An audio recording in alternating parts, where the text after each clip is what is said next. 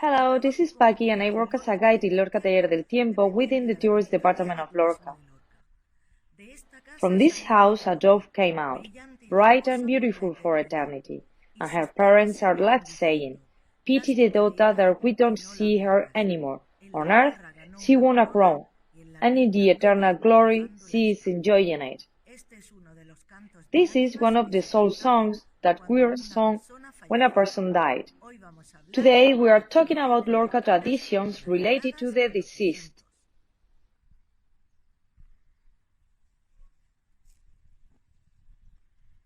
There are many different ways to understand the death, depending on the culture and the country. For example, the Day of the Dead in Mexico is celebrated with parties. In North America, the Day of the Dead, or Halloween, is mostly a children's party with costumes whose protagonist is the pumpkin. In our culture, the loss of a loved one is manifested by showing feelings, crying, screaming, tears, mourning, for example. This is an art heritage whose rituals are usually in this way. In our society, in the last century, the rites that were performed at the death of a person depend on their age. When a child died, it was custom to take a photo of the kid with the rest of the family, and this picture meant that the memory of the loved one would last forever. At the entrance of the house, there was a table with liquor and sweets for the people who came to the wake. While they did some dances called infant dances, showing joy and symbolizing the absence of evil and sin in the children, their soul had gone to the heaven. When the deceased was a young man, friends organized what was known as pan, a pan-left with ribbons tied around it that was pasted around the houses in exchange for a donation to pay for the burial. If the deceased was an elderly person, his robe was in the best clothes, and if the person had no resources, it was the aurorors who went around the houses singing to raise funds for the funeral and the masses.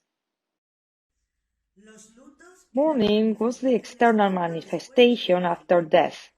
There was a hierarchy according to the degree of kinship of the deceased.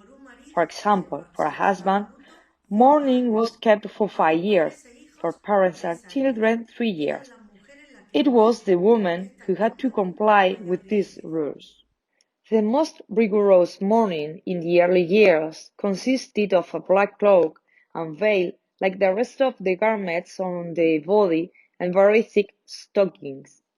Once the period marked by the relationship had passed, the transition of relief from mourning began from black to grey.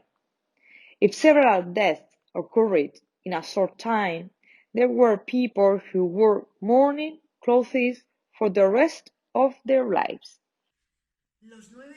For 9 days after the death, family and friends would gather in the house to pray a mystery of the Rosary, or Estación.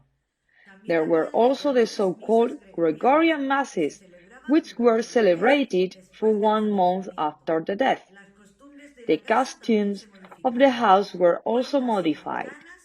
Doors and windows closed and no noise inside the house. On the Day of the Dead, or All Saints' Day, the so-called obligations were fulfilled. That is, the whole family got up very early, changed and made their beds, and the souls went down that day to rest, and candles and photos of the saints that the deceased was devoted to were placed on the furniture of the room. Afterwards, the obligatory visit to the cemetery with chrysanthemums and at least 2 masses during the day completed the day. And this was the story of today. Remember that our castle and museums are opening for you. A virtual hug, and we will see you soon. If you like this video, you can do 3 things. Subscribe to our YouTube channel, Lorca Taller del Tiempo, share it on your social networks with your friends and family, subscribe to our newsletter on the lorcatallerdeltiempo.com website, and find out about all the activities we have prepared for you.